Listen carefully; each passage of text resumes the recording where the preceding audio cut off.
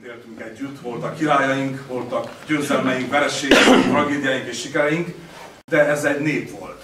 Más a nép, más a nemzet. Hogy miről beszélek?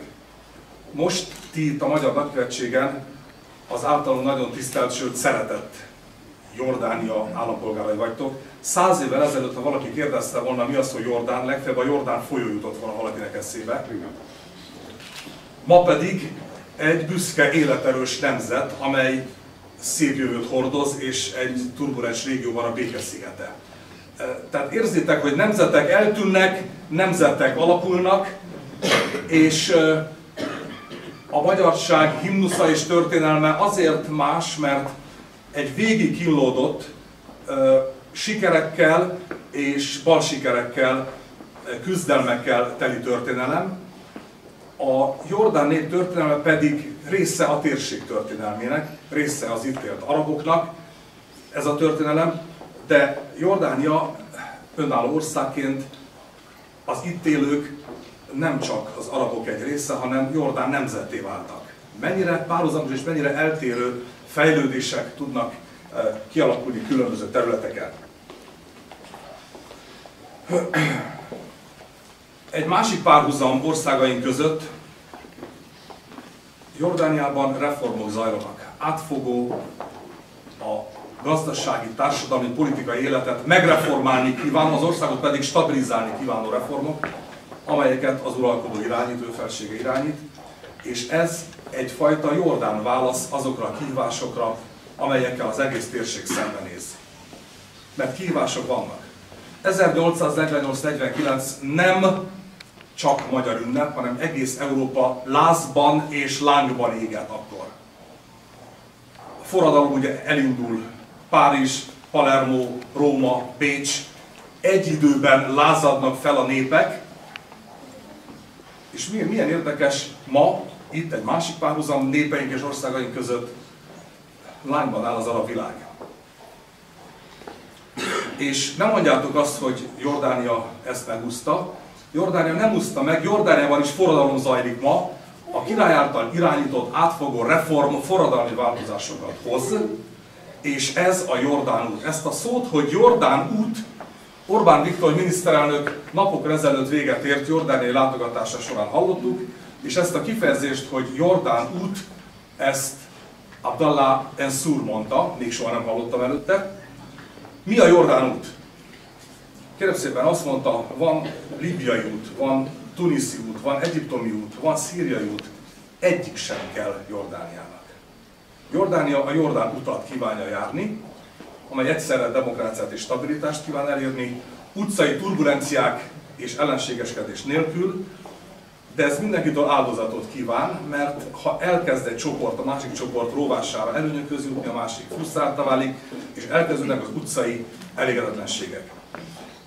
Nagyon plastikusan mondta el miniszterelnökötök, aki napokon belül régi új miniszterelnökként egy új kormányt fog vezetni, hogy az, amit úgy hívunk, hogy Jordán út, az Jordánia válasza az Arab Spring kihívásaira. Mi magunk részéről egyrészt kívánjuk, hogy ez sikeres legyen, mert Jordánia valóban úgy néz szembe a nehézségekkel, hogy megpróbál eredeti módon áldozatokat hozva, és hátra vannak az áldozatok. Itt most lehet az ünnepen szépen mondani, de a benzinárak és a villamos ára és a kenyér ára és mindenek az ára csak magasabb lesz, de ez nem azért, mert valakit becsapni akar, az egész világ válságban van, az egész világ gazdasági, politikai és morális válságban van. Amikor azt mondta Abdallah Ensur, hogy van egy Jordán út, Orbán Viktor azzal válaszolt, hogy van egy magyar út. A magyar út is elég sajátos, mert már az Európai Unió és a NATO tagja vagyunk, Magyarország is egyedi válaszokat próbál adni olyan kérdésekre, amelyek úgy mondjuk Magyarországon nem ortodox válaszok. Az ortodox az, ami megyünk a tömeggel. Megmondják Brüsszelbe és megyünk utánuk, mint a bárányok a juhász után. Magyarország megpróbál sajátos kérdéseire sajátos válaszokat adni, ugyanúgy megpróbáljuk a magunk útját járni, mint a Jordánia is. Nincs modell. Orbán Viktor elmondta, hogy nem csak Európa, a nyugati világ is válságban van. nem csak pénzügyi bankválságban van, hanem társadalmi, morális válságban van. Európa előregedik, az intézményei is előregszenek, nem képes a mai Európai Unió, az Európai Bizottság minden kérdésre adekvát választ adni, prolongálják, poszponálják, elhúzzák a válaszadásokat, nem nézünk szembe azzal, hogy sokkal mélyrehatóbb reformokra lenne szükség, a reformok pedig fájdalmasak, mert elvesz onnan, ahol több van, oda tesz, ahol az országok szüksége van, és egyáltalán az ország közös kollektív érdekeit nézi, egyéni csoport érdekeket megpróbálva háttérbe.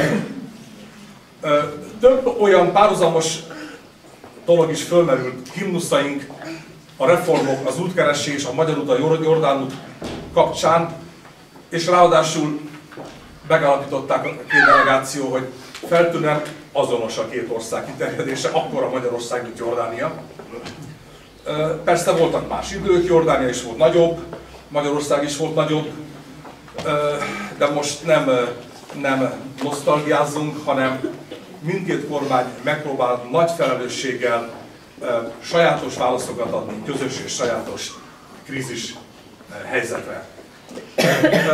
Miután néhány nappal ezelőtt ért véget a magyar kormányfő látogatása, egy kicsit intenzívek a látogatások, most ugye az amerikai elnök van itt. Én kívánom, hogy ez a látogatás is stabilizálja Jordániát is, és a közel-keleti kérdésben valamit előre mutasson, bár személy szerint engedelmetekkel kételjeim vannak ezt illetően, hogy erre sor kerülhet.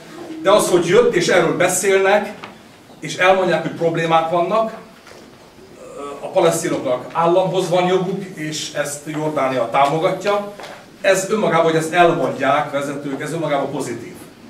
Hogy látványos, rövid időn belül történő változás nem lesz, ez sajnos valószínűsíthető, de a problémákról akkor is beszélni kell.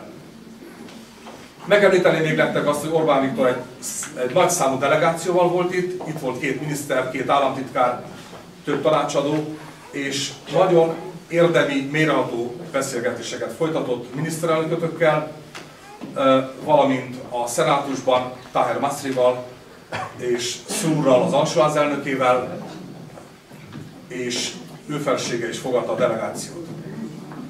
Nagyon őszinte, a kétoldalú kapcsolatokat erősítő tárgyalások voltak, és eddig magyar miniszterelnök nem járt még Jordániában. Meghívták Abdullah Mansur Budapestre, és emlékeztek arra, hogy 2011 áprilisban már szállt volna repülőre ő felsége, de az arab tavasz miatt lemondták a látogatást. Ez a királyi látogatás is talán megvalósulhat az év végén, bízunk benne.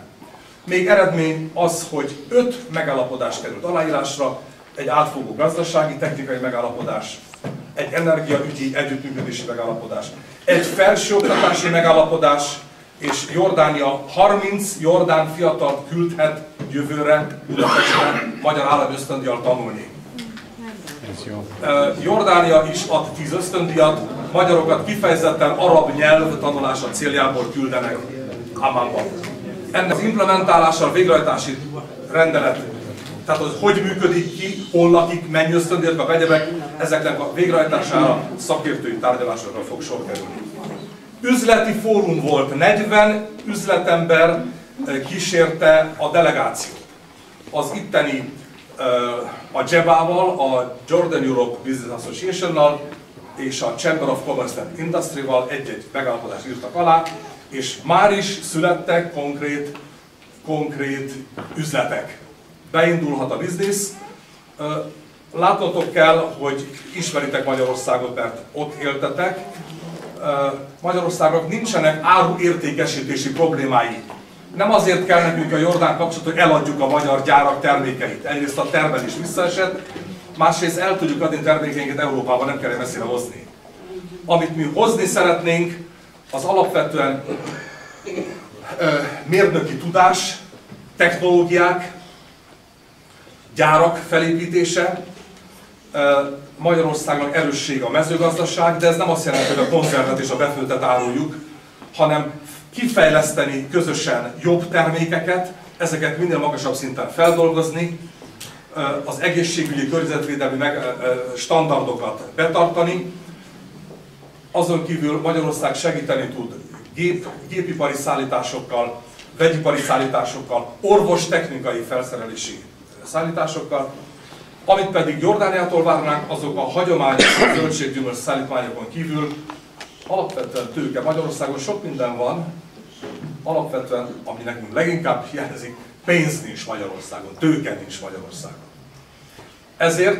Ezért azt kértük a jordán üzletemberektől, hogy ne bútort, vagy cipőt, vagy szövetet vásárolni menjenek Magyarországra, hanem vigyenek oda tőkét, növeljük a termelést, és a megnövelt termelésből kialakult pluszt tudjuk elhozni ide, vagy pedig építsünk gyárakat magyar tudással, jordán pénzzel, Jordániában és Irakban, mert jelentős iraki üzletember delegáció is részt vett a tárgyalásokon.